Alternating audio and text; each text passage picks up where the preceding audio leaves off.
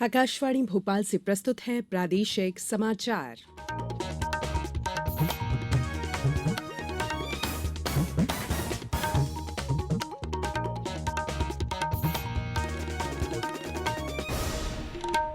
नमस्कार, समाचारों के साथ मैं संयुक्ता बनर्जी। सबसे पहले इस बुलेटिन के मुख्य समाचार। नशे के खिलाफ केंद्र सरकार राज्यों को साथ लेकर कर रही है कार्रवाई। गुजरात में आयोजित क्षेत्रीय सम्मेलन में मुख्यमंत्री शिवराज सिंह चौहान ने कहा, प्रदेश में ड्रग्स की आपूर्ति पर की जा रही है कड़ी कार्रवाई।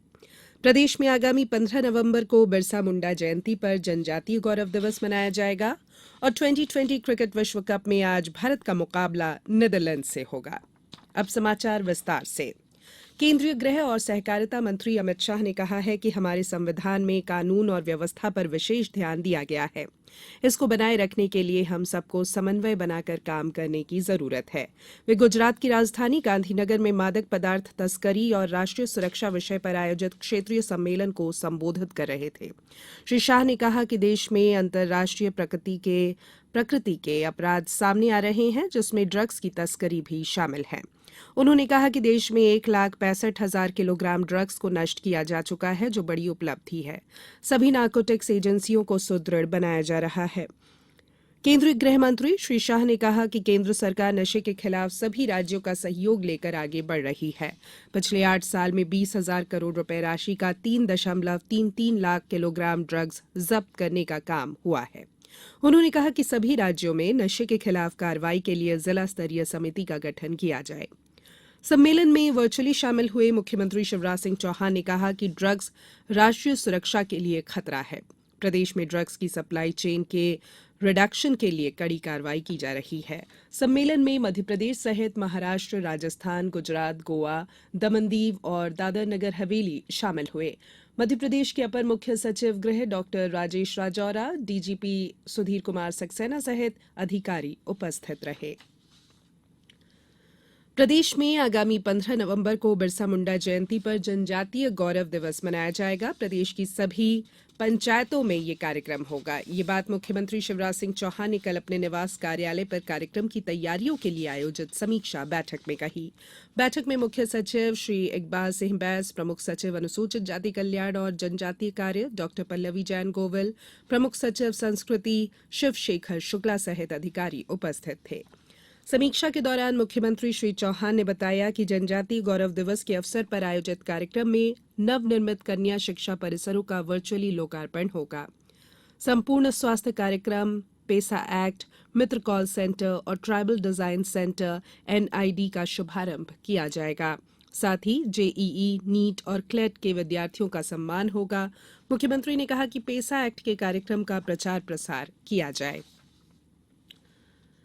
मुख्यमंत्री ने कहा है कि राजधानी भोपाल की सड़कों को तुरंत दुरुस्त किया जाए। सड़कों के रखरखाव के लिए नगर निगम और PWD परस्पर समन्वय कर कार्य करे और सीवरेज और पानी की पाइपलाइनों के लिए खोदी गई सड़कों का रिस्टोरेशन जिन ठेकेदारों ने किया है, उन पर कार्रवाई की जाए। मुख्यमंत्री श्री चौहान कल एक बैठक में भोपाल की सड़कों की स्थिति की समीक्षा कर रहे थे। नगर निगम आयुक्त VS कोलसानी इस दौरान उपस्थित थे। प्रमुख सचिव लोक निर्माण नीरज मंडलोई और प्रमुख सचिव नगरीय विकास और आवास मनीष सिंह वर्चुअली इसमें शामिल हुए। बैठक में बताया गया कि तुलनात्मक रूप से अधिक वर्षा के कारण सड़कें प्रभावित हुई हैं। केंद्रीय जल शक्ति मंत्रालय ने विशेष स्वच्छता अभियान के दूसरे चरण के अंतर्गत करीब 15 लाख रुपए की आमदनी की है और 61,000 वर्ग फीट से अधिक जगह की सफाई की है। केंद्र सरकार ने 2 अक्टूबर को 1 महीने के इस विशेष अभियान की शुरुआत की थी। इसके अंतर्गत सभी मंत्रालय और विभाग स्वच्छता, सुशासन और जीवन यापन आसान बनाने को बढ़ावा देने के साथ कार्यालयों में अनुपालन बोझ कम करने और लंबित कार्यों का निपटान कर रहे हैं।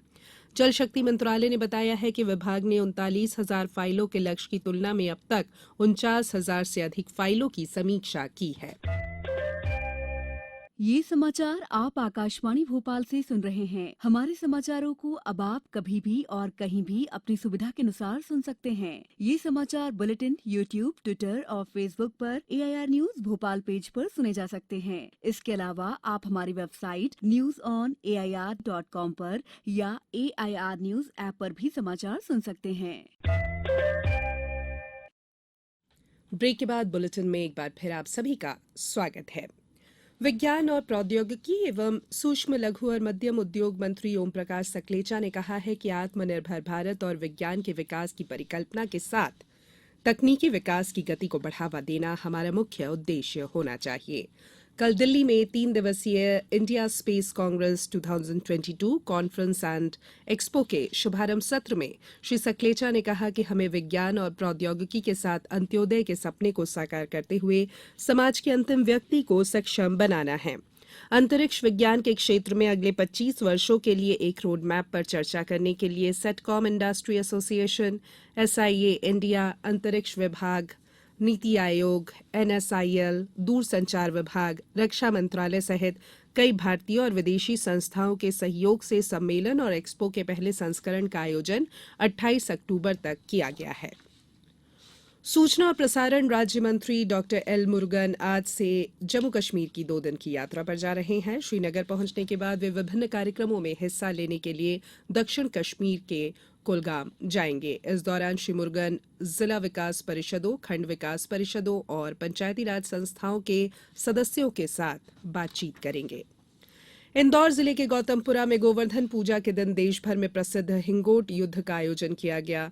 देवनारायण भगवान के दर्शन के बाद गौतमपुरा के तुर्रा और रुणजी के कलंगी दल बीच चलते हिंगोट से युद्ध लड़ा गया। हमारे इंदौर संवाददाता ने बताया है कि इस युद्ध के दौरान आमजन की सुरक्षा के लिए 400 से अधिक पुलिसकर्मियों को तैनात किया गया था। गौरतलब है कि इस युद्ध की परंपरा विगत 200 वर्षों से चली आ रही है। ये 2 घंटे का सांकेतिक युद्ध होता है। इसमें हार जीत का निर्णय नहीं होता है। गले मिलकर योद्धा युद्ध की शुरुआत करते हैं और गले मिलकर ही युद्ध का समापन होता है।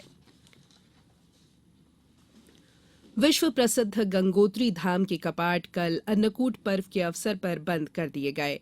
केदारनाथ धाम और यमुनोत्री के कपाट कल से बंद होंगे। देवी गंगा की मूर्ति को उसके शीतकालीन निवास मुखबा गांव में फूलों से सजी पालकी पर ले जाया गया। इस दौरान देश विदेश से श्रद्धालु मां गंगा के दर्शन कर सकेंगे और उनकी पूजा अर्चना कर सकेंगे। इस सत्र में 6,24,000 से अधिक तीर्थयात्रियों ने गंगोत्री मंदिर के दर्शन किए। T20 क्रिकेट विश्व कप 2022 में सुपर 12 में आज सिडनी में भारत का मुकाबला नीदरलैंड से होगा। पहले मैच में पाकिस्तान को हराकर भारतीय टीम के हौसले बुलंद है। पाकिस्तान पर जीत के साथ भारत ग्रुप 2 में 2 अंकों के साथ दूसरे स्थान पर है, जबकि नीदरलैंड्स ने 1 मैच खेला है और अभी तक अंक अर्जित नहीं किया है। कल मेलबर्न क्रिकेट ग्राउंड पर न्यूजीलैंड और अफगानिस्तान के बीच सुपर 12 का मैच बारिश के कारण रद्द हो गया। परिणाम के बावजूद नीदरलैंड्स अभी भी ग्रुप 1 में शीर्ष पर है। इस बीच अफगानिस्तान 6 टीमों में सबसे नीचे है।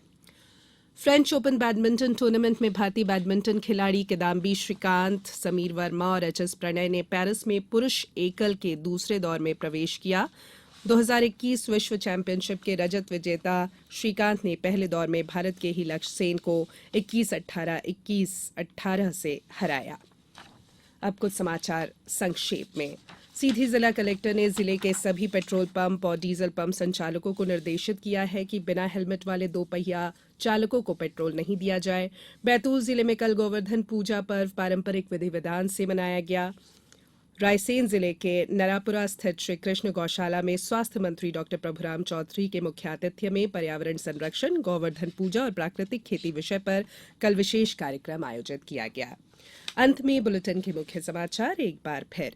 नशे के खिलाफ केंद्र सरकार राज्यों को साथ लेकर कर रही है कार्रवाई। गुजरात में आयोजित क्षेत्रीय सम्मेलन में मुख्यमंत्री शिवराज सिंह चौहान ने कहा, प्रदेश में ड्रग्स की आपूर्ति पर की जा रही है कड़ी कार्रवाई। प्रदेश में आगामी 15 नवंबर को बिरसा मुंडा जयंती पर जनजातीय गौरव दिवस मनाया जाएगा और T20 क्रिकेट विश्व कप में आज भारत का मुकाबला नीदरलैंड से होगा। बुलेटिन में इतना ही। इजाजत दीजिए। नमस्कार।